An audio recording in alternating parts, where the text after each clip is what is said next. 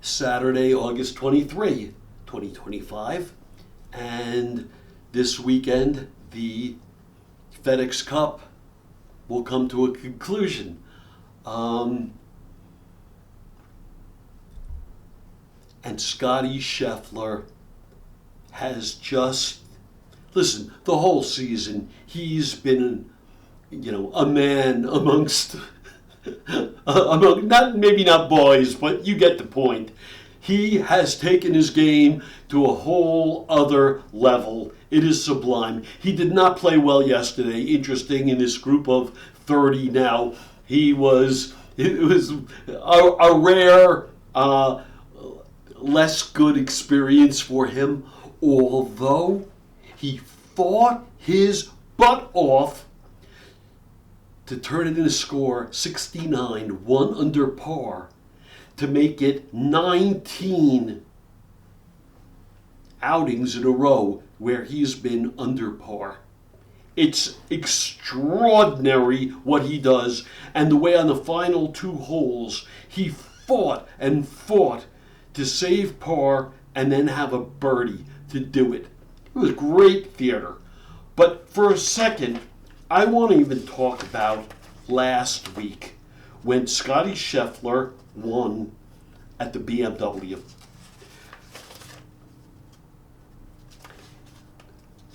Tiger Woods is famous. One of the all-time outstanding moments in golf history was, when was it? Was it 2005 at the Masters when Tiger Woods hit that side hill chip and then the ball fed down to the hole. Drip, drip, drip, drip. Side on the edge. Nike logo on the ball. And then went into the hole.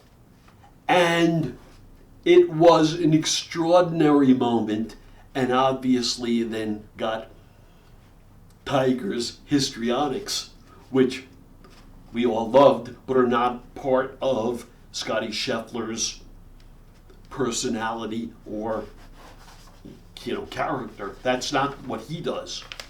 However, on the 17th hole of the BMW, over the green line 2, in the rough, he had a chip from, I'm making it up, I don't mean 65 feet. And we watched him execute this chip. And we watched it come out soft. And we watched it find the line. And then we watched this masterpiece, this Picasso, just keep going, end over end, moving, slowly going. And on the last rotation, it perfectly said Titleist.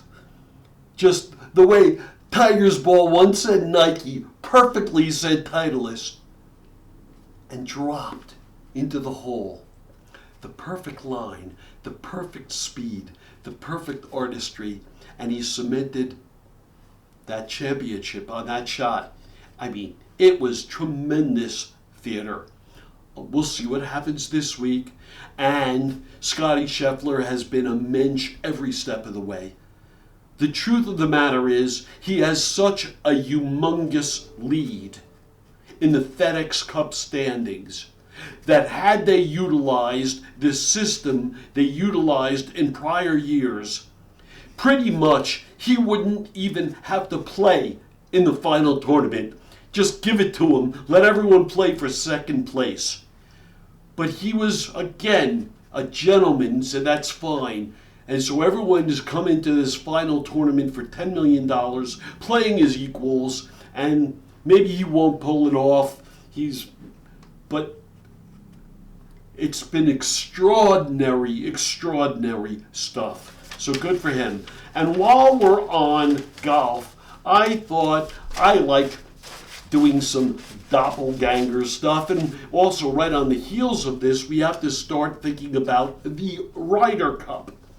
And so one of the people that has really just caught my attention, and I think, again, doppelgangers and metaphors, but is a Brit. His name is Harry Hall. Have you seen Harry Hall play? Well, I have. And let me show you first of all. Well, I'll show you Harry Hall. I'll start with Harry Hall. Here's Harry Hall. Here's Harry Hall. Be nice if Raquel could be showing this, but I'll do my best today. This is Harry Hall. And he's burly, and he's cool, and he doesn't waste time, and he has strength and touch and just a lot of character. And I don't know that Luke Donald is going to pick him, except Harry Hall is the second coming of the great, majestic Ted Ray. Remember, from Harry Vardon fame, from Francis Ouimet fame, from the greatest game ever played fame. I mean, God, can't you see the similarity? It's just awesome. We have a modern day Ted Ray. Luke, pick him. He's a cool cat. He's a cool customer. Okay, so my next, that's right, one of my doppelgangers. I'm going to move from golf, and I'm going to sashay into NBA in a second. But I have another doppelganger. And so this is, and he really is great, this is the great Notah Begay. I love listening to Notah. He knows the game. Most of you are aware that he came up and went to Stanford with Tiger Woods. They were student athletes together, and they won together, and they're good buddies. So he had more insight into Tiger than just about anyone, but he has more insight into the game than just about anyone. And he's classy, but he also pushes the envelope. And I don't know about tattoos, but he comes out on set as a lead commentator with some very interesting piercings. And it got me thinking, you know what? His doppelganger, and most of you don't even read anymore, but the great American classic Moby Dick by Herman Melville. Remember Queequeg? Well, Queequeg was of Polynesian descent. He was tattooed and obviously dark-skinned. He was a masterful harpoonist. He was from royal blood. So, I don't know if Stanford is royal blood, but it's royal pedigree. The Polynesian complexion. And yeah, he might not be the same harpoonist as Brandel Chambly. You get my drift. But he's just awesome. So there's another doppelganger for you. And now I'm going to shift. I'm going to shift NBA for 1 second. Because the Nets, with I think it was their 26th pick,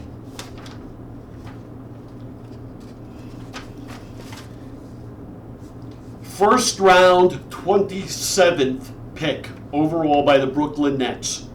They selected a 7-footer named Danny Wolf.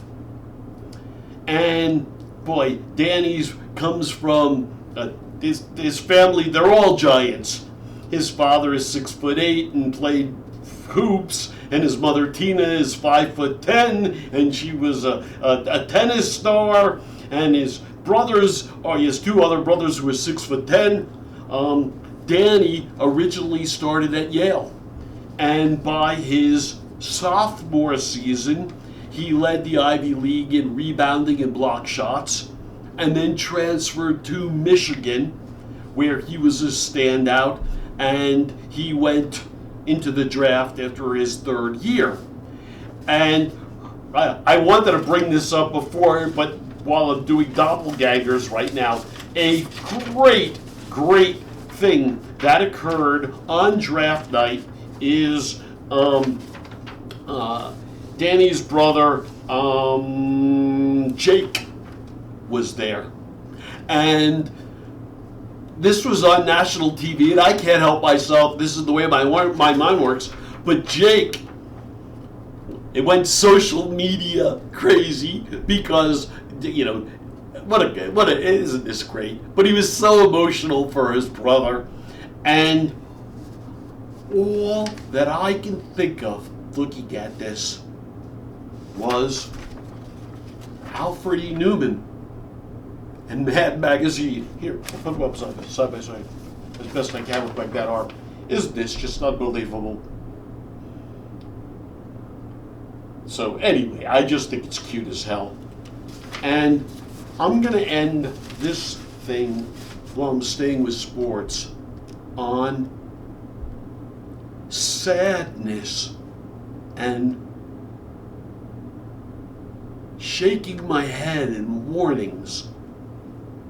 Jaylen Brown, the incredible wing on the Boston Celtics, who 2 years ago, if you will, but they won the championship, and he signed a massive deal to continue to play with Jason Tatum. Well, I'm going to tell you the story. If I'm a little off, good enough, it's close enough. Jaylen Brown's father is 7 feet tall, and he's a boxer, or was a boxer. Jaylen Brown's father just happened in Las Vegas. Pulled up somewhere in his, I think it was a Cadillac Escalade, gets out of his SUV, gets out of it, and in doing so, he hits the car next to him with the door of his car. And there's a boyfriend and girlfriend in the car.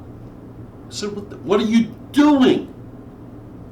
You hit a car, and he made some stupid remark and just turned to leave or whatever. And the guy, in turn, couldn't leave well enough alone, and when he got out of his car, he slapped the SUV mirror. Jaylen Brown's father proceeded to knife the guy.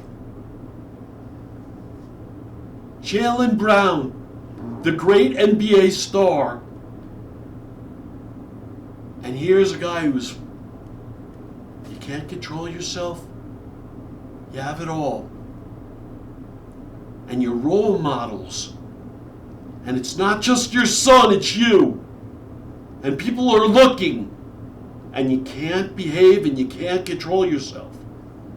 And just incidentally, while I have all kinds of issues with LeBron these days, the massive diva, and now he's trying to form a new competitive NBA league. He's trying to form his own version of Live Golf in Europe.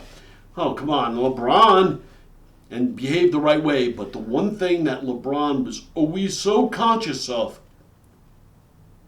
is being a good man and a good father and a good husband and presenting himself. And that was always very meaningful to me. This is Hal Min's thumbs up for feet up. Thank you.